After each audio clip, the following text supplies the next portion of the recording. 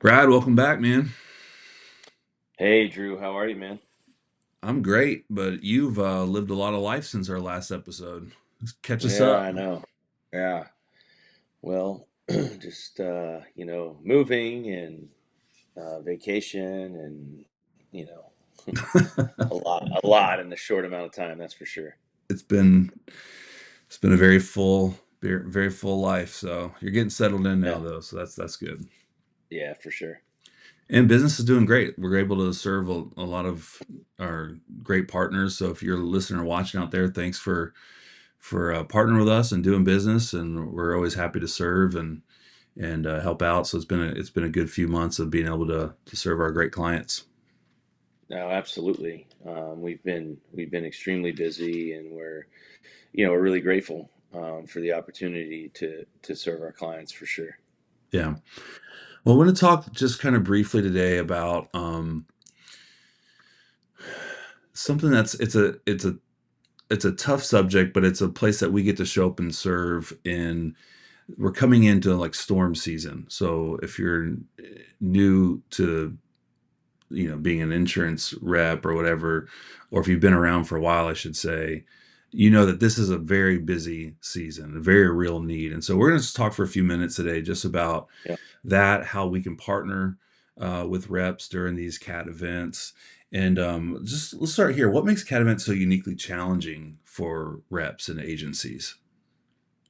Well, I think first it's so much of it is that it all happens at once. Yeah. There's just such an onslaught of needs and claims happening. Um, and I mean, especially on a large cat event like a hurricane, and it's a bad hurricane, is even worse, right? There's just so many people in need. So yeah, I mean, I always think about the reps in those times. They're working long hours, working extra, just to try to take care of as many people as possible. But then it's also challenging because they're looking for housing, and most of the homes in that area, that immediate area, for sure, are just not really inhabitable. You Hmm. know, because they've probably been hit by the storm as well. So yeah, a lot of challenges in a cat event like that. Yeah.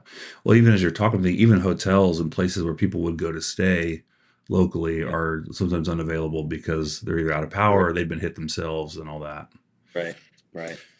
So tell us when a major disaster like that hits, what's some of the first things that our team does to mobilize to be able to be available for, especially with such a large quantity of need in one focus area? Yeah, so we're gonna look at our inventory and start prepping. We're gonna assume that there's gonna be a large need, and we're gonna start making sure we have all of our ducks in a row to be effective, to be quick in our response. Because for us as well, right? I mean, we're talking about the reps being, becoming very busy, but I mean, it's the same for us. And so, we kind of have want to make sure that we have everything together on our end, so that we can be super helpful and ready Mhm. to attack when our clients call. Yeah, talk a little bit more about just how do we plan for demand because, for us, we don't know if the hurricane's going to hit, Texas or the Carolinas or Florida or, you just never can tell where it's gonna hit or where the storms are gonna. And sometimes it's not even a hurricane or direct hit. Maybe it's just a lot of flooding in a certain area or you know. And because we're a nationwide company, talk a little bit about how you begin to prep our team when it comes to just being ready to respond wherever that storm may hit. Yeah, I think it's just kind of acknowledging that we don't know where it's going to Hmm. go, what's going to happen, but just being ready to jump when it does happen, right? It's not really an if, but a when. Hmm. Every year we're dealing with different disasters. You mentioned flooding. These tornadoes that have recently hit. Very unfortunate situation. A lot of casualties, and it's these people have no home, right? But they have property, so we're already starting to see kind of an influx Hmm. of demand, but it's just making sure that we're ready to go no matter where it is. um, and it's so important that we have units kind of all throughout the country, right? Just ready to go. And whether it's fires out west, or a snowstorm, a bad storm up north, we Hmm. just never know. Obviously down south we have the hurricanes and stuff, but we just never know where it's going to be. So we don't really assume and target certain areas. Hmm. We're just really looking at the country as a whole, to say, hey, at any point in time, we can get units to that state or to that city, whatever that is in the lower 48. Yeah. Is there anything that the reps can do now, just kind of in preparation? And I'm glad you touched on all the different kinds of ways that we show up and serve people. But specifically coming into like a storm season here, is there anything we should be doing now to prep with reps, or any advice you would give there? Yeah, I mean there are certainly it's certainly advantageous to maybe have a meeting with our client, and kind of talk through their strategies and their plan, their cat plan. Every company has one. Every carrier has one. It's just really understanding what that is, so we can best partner with them. So when Hmm. something happens, we know exactly what they're going to be asking of us, right? And they know exactly what we're able to provide. Yeah. And so that is really, you know, that's the best possible scenario, is that we can get a meeting, with our clients and kind of just talk through logistics and what the plan is going to be after Yeah. something happens. Well, on that note, is there a way that we work with the reps even when things happen, as far as coordinating and even prioritizing the most urgent needs and families first? Is there a system for that, or how does that work when there's a bunch coming in at once? Yeah, I mean, we really rely on our clients to give us that information. Okay. I think they're they get an kind of a big wave of claims coming in at one time, right? And I think that they are probably looking at those saying, hey, who has no roof over their head, right? And Hmm. so and they'll relay that information to us typically, and those are the ones that are like, hey, really fast, how quickly can you get a unit out to Mr. and Mrs. Smith's property, because they have no roof over their head right now, they're sleeping in their car, or that Right. type of situation. We had an elderly couple last year that, after a storm, were sleeping in their barn on a haystack. I mean, this Jeez. is incredible, but we got it out there the next day, right? So they got the claim that day. We got the claim the next morning, so they slept on the haystack the night before, and then the next day we had a unit out to them, right? So we're ready to deploy quickly, and we're ready for situations like that are, more emergency type Yeah. situations. So we're certainly going to rely on our clients to let us know, hey, do they have a safe place to stay, currently? Maybe they're with family or friends or something like that. But if not, we're ready to move. Yeah. Oh, in those high pressure situations, knowing, if anyone's listened or watched any of the other episodes or the clips, they know by now that service is your top priority. And so how do we make sure that during these high pressure situations, we ensure that our service doesn't drop in the middle of this, that we maintain that same level of quality service?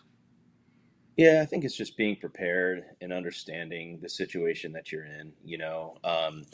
For for some companies that maybe have never dealt with this before, maybe some of our competitors, it's extremely stressful. I remember at the very beginning, when you try, you think you have everything in place, and you get some curveballs, but at this Hmm. point, we know what we're doing. We've been there and done that. I mean, there's really, we've kind of seen all of the different cat events, and from somewhat moderate to terrible.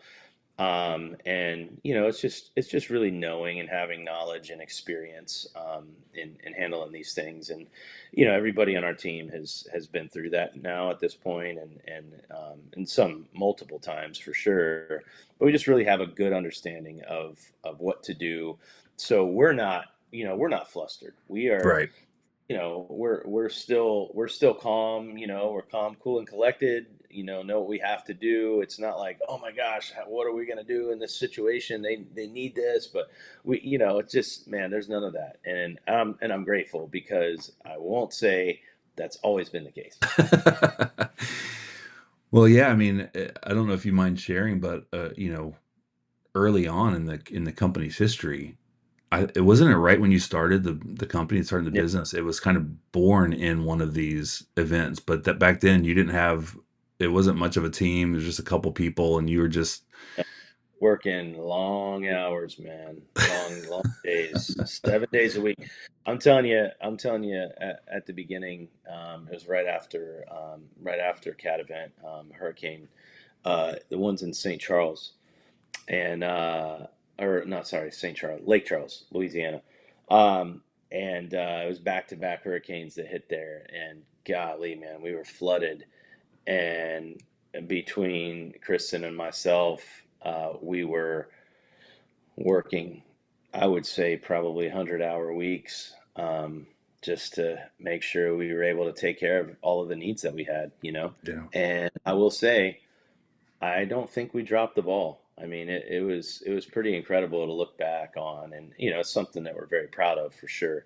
Yeah. Um, but man, that came with a lot of stress and anxiety and, and sleepless nights. I bet. I bet. Well, now there's a more robust team and inventory and systems and all those Absolutely. things, so it's, Yeah. but Yeah.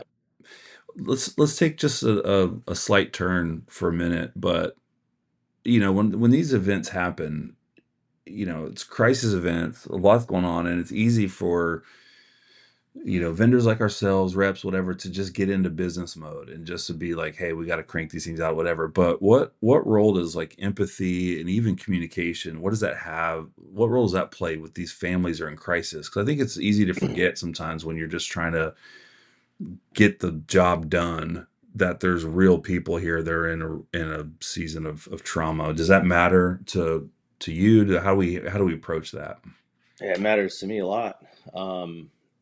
They are, in so many cases, and honestly, I'll say in some ways I understand why, but just a number, Hmm. and um, we are, uh, we're hearing their stories for sure. As there's a lot of a lot of tears shed on our initial calls Hmm. with the policyholders, and and I would say tears shed on our end as well, right? I mean, Hmm. and that's important. I think it's important that they know that we understand and empathize with them, right? And I think that goes a long way toward our relationship with the policyholder, right? Right. And toward them understanding that we're one of the good guys, right? And we're just trying to do our very best to take care of them, to make sure that they have a safe roof over their head, and and that if anything happens along the way, like we're there to hold their hand and Hmm. answer the questions, and make sure things are taken care of. So it's important to me that we're empathetic.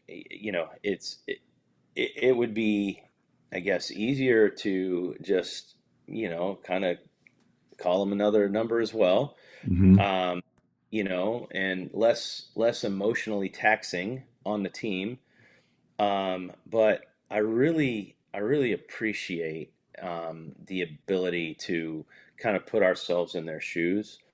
And I think, just based on feedback from our clients and policyholders alike, people really, really appreciate that. Yeah. And it's not, I think just industry wide, it's not so common anymore for people to care, like to legitimately care. Hmm. It's easy Hmm. to say you can prove that with your actions. I think probably not always the case, but But I think that just goes a long way, man. I think that's what's contributed for sure to our growth, Hmm. so quickly.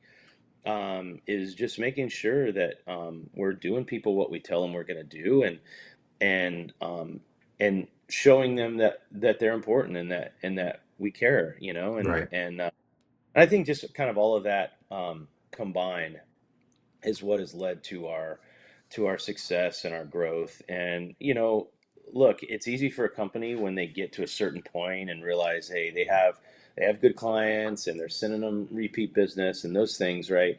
It's easy to get complacent and say, hey, we got a good relationship with these people.